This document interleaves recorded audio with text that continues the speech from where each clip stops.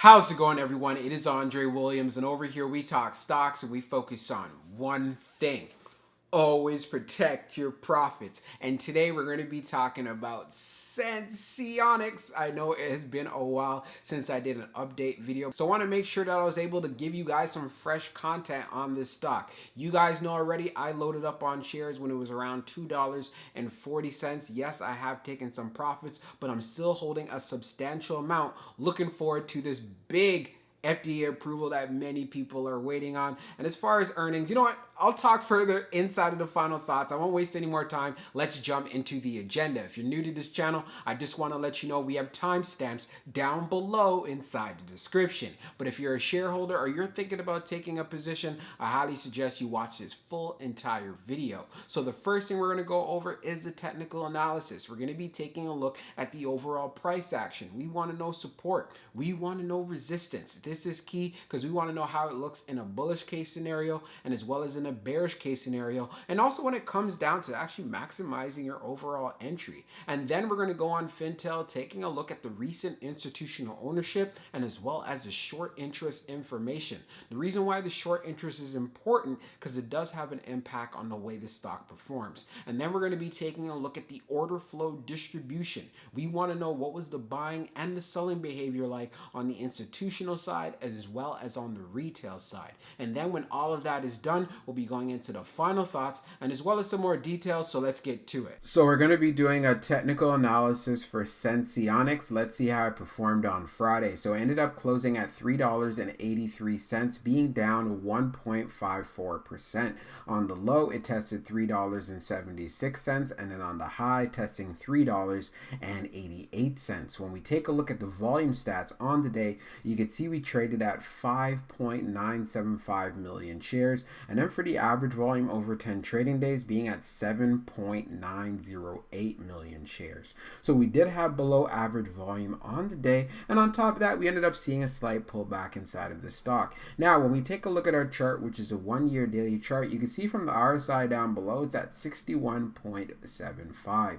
And when we take a look at the moving averages here on our chart, we have strength above the 200-day, the 100-day, and we are above the 21-day EMA and as well as the 50-day. As you can see from this near crossover, yes, we do have an area of resistance for SENS right at the $4 level. And this has been a problem in the past, as you can see right over here and over here as well. It doesn't spend too much time when it's at $4. So we do have earnings that is coming up on November the 9th. If we end up putting out a good report, I feel this should be able to send Senseonics above $4 easily and possibly get to the 450 area. It all depends on how well it goes. If it goes really well, then of course I see 450 being easily passed and us touching $5. But for the most part, and also to be more realistic here, I'm not expecting a big time beat whatsoever. But if it does decide to pull back, then the next area I want to see hold up will be right here around this 360 level. So right on that 50-day.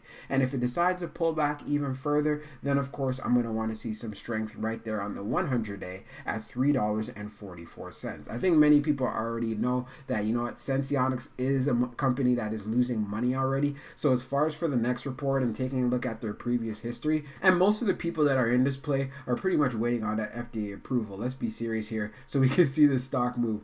But for the most part, it's been on a solid uptrend thus far. As you can see, we had support down here right at this $3 level. Now we're holding on support right here around the 350. So let's see what happens for the coming week. So we're going to take a look at the recent institutional ownership and short interest information for Senseonics. So as we scroll down further on the page, green rows indicate new positions while red rows indicate closed positions. So you can see here right away, most recently, and this is going as far back as November the 4th, we have a good amount of closed positions here. And now let's take a look at what's been happening in the earlier parts of November aside from the 4th. We could see on the 3rd, we have Camden Capital LLC that purchased 10,000 shares, and we also have Herald Advisors purchasing around 2,000 shares. And if we go and see what's been happening in October, of course, Vanguard going in fairly heavy there, just over 426,000 shares. And we also could see here Vanguard made a purchase of just under 950 50,000 shares. So we can see that is one institution that is bullish on SENS. Now, when we take a look at the short interest, the dark pool short volume ratio is at 47.43%. And then for the dark pool short volume being just over 1.5 million shares. Scrolling down further on the page, the short shares availability is at 1.4 million, updated 27 minutes ago. And then for the short borrow fee rate, it is at 1.69%.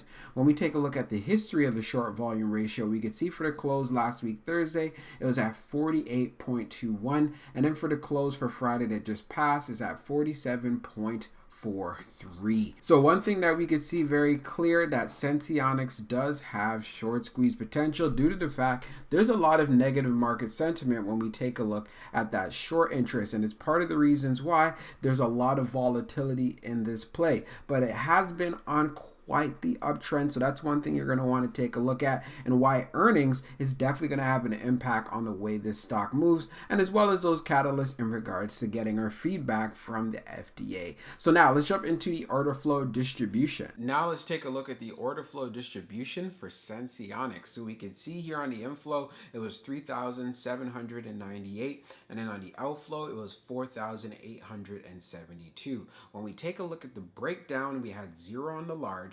2,355 on the medium, and then on the small we had 1,442. When we take a look at the outflow side on the medium, it was 2,965, and then when we take a look at the small, it was 1,907.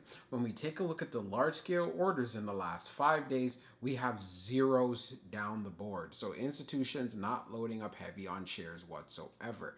When we take a look at the breakdown though, what happened on the small, we had a lot more selling pressure than we had buying. And then when we take a look at what happened on the medium, again, we see a lot more selling pressure than we had buying, but we still have demand because we still had some inflows. And now when we take a look at the turnover ratio, it was at 1.34%.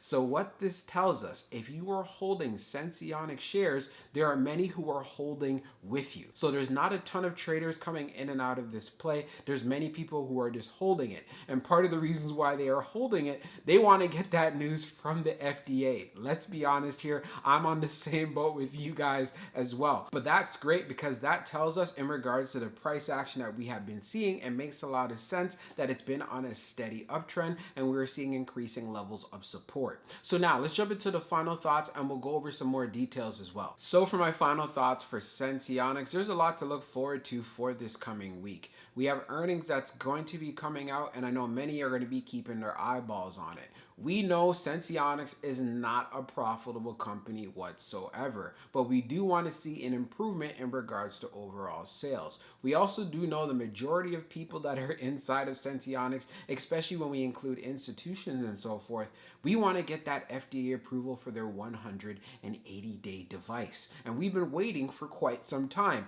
And this is why I like the fact that the stock has continued to show a lot of strength. One thing that is very clear, we do have resistance at the $4 level, but I love the increasing levels of support we've been able to build up at the $3 level, at the $3.50 level. Again, we just need to get to 4 and get comfortable in that particular range. But I feel the only way that Senseonics is going to be able to just get past that $4 range is upon getting that FDA approval, and I feel like it can go way higher than 4, and I'm talking about $5 to $6 and so on. When we went on Fintel, taking a look at the short interest information, it still continues to have short squeeze potential. There are many shorts who are inside of this play, and it also does tell us, as far as for the overall market sentiment, it is fairly negative. But at the end of the day, we don't care whatsoever, because if you've been in this play long enough, short interest has always been high. It's always been above that 21% level, and is why there's so much volatility inside of the stock. So that's pretty much all I have for you guys for today. I hope you enjoyed this video, and we'll be talking real soon.